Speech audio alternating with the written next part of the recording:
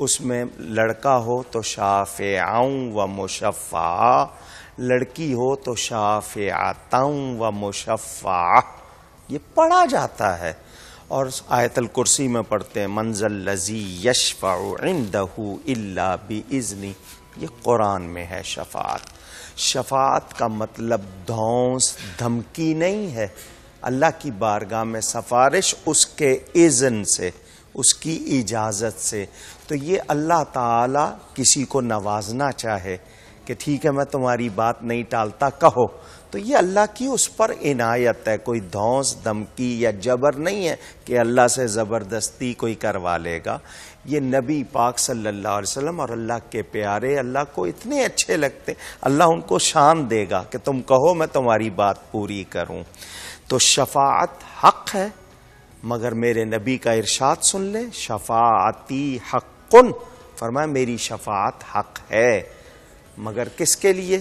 فمن لم یؤمن بہا، اس کے لیے جو اس پر یقین اور ایمان رکھتا ہے. جو ایمان نہیں رکھتا اس کے لیے شفاعت نہیں ہے. تو ہم الحمدللہ شکر کرتے ہیں، ایمان والے ہیں، عملوں پر ناز نہیں ہے. سبحان اللہ. ہمیں اپنے کیے پر ناز نہیں ہے، نبی کی نسبت پر ناز ہے. سبحان اللہ. اور امید ہے کہ اس نسبت سے اللہ ہمارا بیڑا پار فرمائے. آمین آمین. اچھا جی، انعامات آپ پہنچائیں جو اب تک سوال سب سے. جی یہ جو سوال آیا تھا کسی نے کیا تھا، وہ کیا تھا 3 اور 13 والا، ان جی کو وہ دیں پیچھے ان کو دے دیجئے. ہاں جی، ادھر سے ایک سوال تھا، کیا تھا آپ کا؟ بہت اچھا، وہ نماز کے طریقے کا جو سوال تھا جی، نماز کے طریقے والا بھی بہت اچھا. ان کو بھی بھائی کو جی، یہ ویسٹ پوائنٹ کی طرف سے جوسف بلینڈر بھی پہنچ رہا ہے، اور ہم ٹی وی کی طرف سے افطار پیک بھی پہنچ گیا. اور یہ یہاں ان کا سوال جو شفاعت سے متعلق، ان کو بھی ضرور وہ جو ہے پہنچ جائے گا. ذیشان ہیں ٹیلی فون لائن پہ لاہور سے. السلام علیکم. جی یہ شفاعت والوں کو بھی اگر ہو سکے تو دیجیے آپ اپنا ہم کا گفٹ دے دیں. جی جی جی ذیشان السلام علیکم. جی وعلیکم السلام. جی نور صاحب میری طرف سے سلام دیجیے گا کوکب نورانی صاحب کو. اور ماشاءاللہ آپ کا پروگرام بہت اچھا جا رہا ہے اور بہت مزہ آتا ہے آپ کے پروگرام کو دیکھ کر. میرے ایکچولی 2 سوال تھے. ایک تو میں ان سے پوچھنا چاہتا تھا ریگارڈنگ جو سفر کے دوران نماز پڑھی جاتی ہے. کچھ مجھے ایک دوست نے بتایا تھا کہ اگر آپ سفر کے دوران کمپلیٹ نماز پڑھ لیتے ہیں تو اس کا گناہ ہوتا ہے بنسبت ثواب ملنے کے. تو میں ایک یہ بات پوچھنا چاہ رہا تھا. اور دوسرا ایک سوال اور پوچھنا چاہ رہا تھا کہ بعض جماعت جب نماز ہو رہی ہوتی ہے تو نماز کے اندر ملنے کا کیا طریقہ ہے، وہ اگر کائنڈلی بتا دیں کہ دوسری رکعت ملی یا تیسری رکعت ملی تو. اچھا، اگر آپ جوائن ان کر رہے ہیں اور دیر میں آئے تو کیا، بڑا اچھا، یہ بڑی اچھی بات کی آپ نے ذیشان نے. جی یہ کنفیوژن تھی وہ بتا. جی ٹھیک ہے جی. جی الحمدللہ انعامات پہنچ گئے جی آپ تک. کوئی سوال ادھر کا تو نہیں ہے آڈینس کا، ان کا جواب دوں ٹیلی فون والوں کا؟ کوئی اور سوال کسی کا آپ پوچھنا چاہیں گے؟ خاتون بھائی آپ تو نہیں پوچھنا سر؟ جی بسم اللہ. مولانا صاحب میرا سوال یہ ہے، سب سے معاشرے کا عام سوال ہے کہ ہم لوگ جب گھروں میں رہتے ہیں ہم تقسیم اور مال کے اوپر جو لڑائی کرتے ہیں، تو میں یہ سوال پوچھنا چاہتا ہوں آپ سے کہ ماں باپ کی دنیا سے رخصت ہونے کے بعد جو اولادیں آپس میں لڑ جاتی ہیں اور تقسیم میں بددیانتی کر لیتی ہیں، تو اس کی شرعاً ذمہ داری کس پہ عائد ہوتی ہے؟ کیا ماں باپ اس کو دے کے جائیں اولادوں کو؟ تو اس کا شریعت میں کیا حکم ہے؟ یہ ان کو آگے دے دیں، ادھر دائیں طرف بھی دے دیں، ان کا بھی سوال سن لو. لے لیں جی، اور وقت بھی کچھ کم ہوتا چلا جا رہا ہے ہمیشہ کی طرح. السلام علیکم. وعلیکم السلام. رحمان بات کر رہی ہوں. علامہ صاحب میرا آپ سے سوال ہے کہ اس میں اعظم سے کیا مراد ہے؟ اس میں اعظم سے کیا مراد ہے؟ ایک تو اس کا مجھے جواب دے دیجیے. دوسرا یہ کہ زکوٰۃ کے حوالے سے جو ہے ایک سوال ہے کہ زکوٰۃ کے لیے اگر زکوٰۃ ادا کرنے کے لیے پیسے نہ ہوں، اگر قرضہ ادا کرنے کے لیے پیسے نہ ہوں اور جو زکوٰۃ کے لیے جو پیسے رکھے ہوں تو اس سے قرضہ ادا کیا جا سکتا ہے یا نہیں؟ اوکے.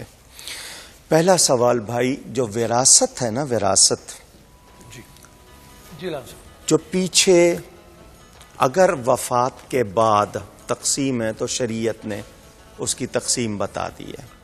قرآن میں پوری تفصیل موجود، پھر احادیث میں اس کی موجود. تاکید کی گئی ہے حدیث میں کہ اپنی اولاد کو یعنی اس طرح نہ چھوڑ کے جاؤ کہ ان کے پاس کھانے پینے کو کچھ نہ ہو، یعنی تم ادھر ادھر لوٹا دو اور اولاد کو بے حال کر کے جاؤ، ایسا نہ کرو. جو اللہ نے دیا ہے ان کے نصیب کا ہے یا تمہارے نصیب کا، بہرحال جو ان کا حق رکھا ہے وہ پورا کرنا ہے۔ زندگی میں دینا، بعض مرتبہ ایسا ہوتا ہے ماں باپ دے دیتے ہیں زندگی میں تو اولاد ماں باپ کو نکال دیتے ہیں، کیونکہ اب ان کا تو رہا کچھ نہیں۔ ایسے کیسز بھی سامنے آئے۔ زندگی میں دیں گے تو برابر دیں گے، اور اگر کسی اور کو دینا چاہتے ہیں تو شریعت نے کہا 1/3 دوسروں کو دے سکتے ہو، باقی 2/3 اولاد کے لیے چھوڑ کے جاؤ، تاکید کی گئی ہے۔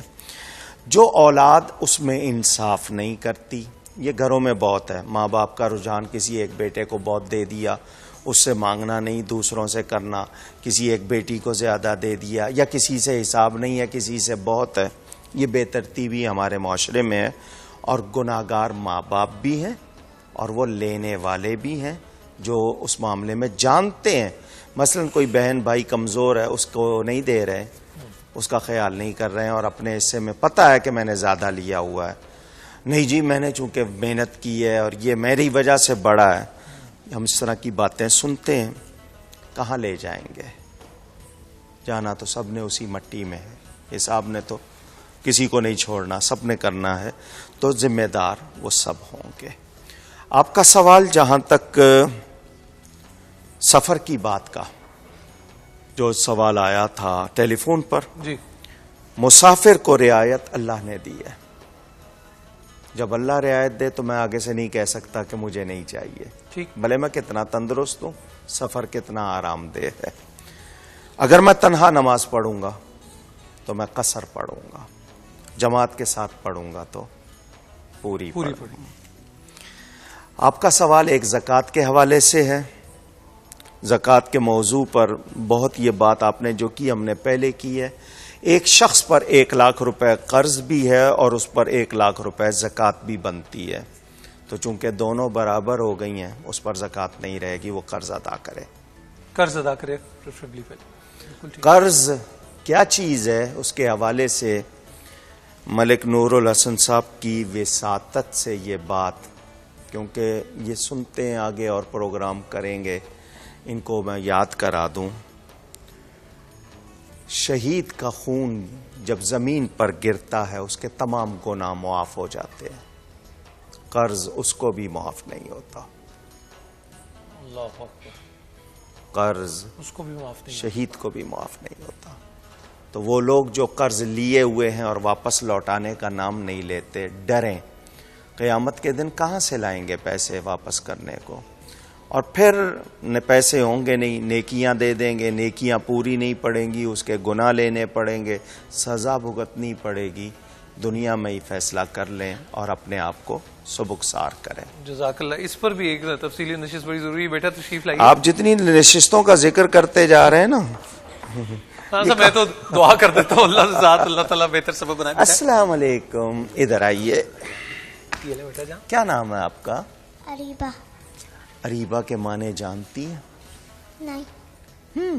اریب تو بہت عقل مند کو کہتے ہیں، جو بہت اعلیٰ دماغ، تو اریبہ کا مطلب بہت سمجھدار، بہت عقل مند۔ آپ ہیں ایسی؟ جی۔ ماشاءاللہ، پہلے یہ جو اقرار کیا ہے۔ اب یہ بتائیے آپ کی عمر کتنی ہے؟ 9 سال۔ روزہ رکھا ہے؟ جی۔ پہلی مرتبہ جی۔ یا پہلے بھی رکھا تھا؟ پہلے نہیں رکھا۔ نہیں، سچ سچ بتا دیں، پہلی مرتبہ انعام مل جائے گا، کوئی بات نہیں۔ رکھا تھا پہلے؟ نہیں۔ نہیں رکھا تھا، پہلی بار رکھا ہے؟ جی۔ خود رکھا یا اماں ابا نے رکھوایا؟ خود رکھا ہے۔ کہاں بتائیں، کہاں رکھا ہے، ذرا دکھائیں مجھے۔ ہے بہت اچھی بات ہے، آپ نے روزہ رکھا، اللہ آپ کا روزہ قبول کرے، آپ کو بھی ثواب دے، ماں باپ کو بھی ثواب دے۔ بہت اچھا لگ رہا ہے نا؟ جی۔ نماز پڑھی تھی؟ جی۔ کلمہ پڑھنا آتا ہے؟ جی۔ اچھا مجھے کلمہ سنا دیں۔ لا الہ الا اللہ محمد رسول اللہ۔ ماشاء اللہ، زندہ باد۔ لائیں جی، ان کا انعام کہاں ہے؟ بسم اللہ۔ یہ آپ کے لیے، ٹھیک ہے، شکریہ جی۔ تیرے تشریف رکھیں بیٹا، بس غالباً 1 منٹ ہمارے پاس ہے، مولانا صاحب دعا فرما دیجیے۔ اس بچی کے ساتھ کچھ سوال رہ گئے ہوں گے پورے نہیں کر سکا. بیٹھ جائیں بیٹا, بیٹھ جائیں. انشاءاللہ کل وہ جو کوتاہیاں ہو جاتی ہیں وہ سوال یہ لوگ جمع کر لیں گے پھر اگر اللہ نے چاہا, کیونکہ ان کی نشستیں بہت ہیں. اور پھر آمین. مجھ سے گفتگو میں کوئی غلطی ہوئی ہو اللہ کی بارگاہ میں توبہ کرتا ہوں. یا اللہ یا رحمان یا رحیم. یا اللہ کریم اس بچی کا روزہ قبول فرما, اس کمسن کے روزے کی برکت سے ہم سب کے روزے قبول فرما. آمین. الہی مسلمانوں کی دعائیں تو رد نہیں فرماتا اور روزہ دار کی تو بالکل رد نہیں فرماتا. یہ تیرا کرم ہے, تو نے ہاتھ پھیلانے کی توفیق دی ہے. مولا ان پھیلے ہوئے ہاتھوں کی لاج رکھ لے اور تمام مسلمانوں پر رحم فرما دے. مسلمانوں کو غلبہ عطا فرما دے. رسوائی سے بچا لے. برما میں جس طرح مسلمانوں پر ظلم ہو رہا ہے ان ظالموں کو الہی نیست و نابود کر دے. یا اللہ کریم ہمارے وطن کی حفاظت فرما. الہی جو لوگ ایمان کے ساتھ چلے گئے ان کی مغفرت فرما. آج دنیا کے بہت سے علاقوں میں پہلا عشرہ مکمل ہوا. مولا کریم ان سب کی دعاؤں میں ہمیں شامل فرما. آمین. ہمیں رحمت عطا فرما. آمین. یا اللہ کریم اس پورے ادارے کو جو یہ کوشش کر رہے ہیں نیکی کے ساتھ قبول فرما. جتنے لوگ آتے ہیں دعا میں شامل ہوتے ہیں سب کی جائز مرادیں پوری فرما.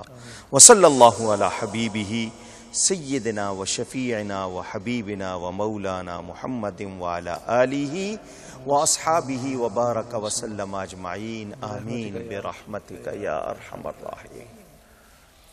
عزیز خواتین و حضرات, میں آپ سب کی طرف سے حاضرین کی طرف سے مولانا کوکب نورانی اکھاڑوی صاحب کا شکریہ ادا کرتا ہوں. اور انشاءاللہ العزیز کل ملاقات ہوگی لاہور میں. آج افطار کا وقت 7:03 ہے. اور یہ بات آپ کی خدمت میں صرف عرض کر دوں کہ جب آپ کسی کی مدد کرنا چاہتے ہیں تو اس کے لیے اللہ پر بھروسہ اور اپنے آپ کو مضبوط بھی کرنا ہوتا ہے. مدد اللہ تعالیٰ سے مانگنی ہوتی ہے. ایک وقفے کے بعد جب ہم آپ کی خدمت میں حاضر ہوں گے دسترخوان سجا ہوگا, اریبہ بھی بیٹھی ہوں گی اور بچے اور بچیاں بھی ہوں گے جنہوں نے ہمیں اس قابل سمجھا کہ وہ ہمارے ساتھ افطار کر سکیں. ملتے ہیں آپ سے ایک وقفے کے بعد.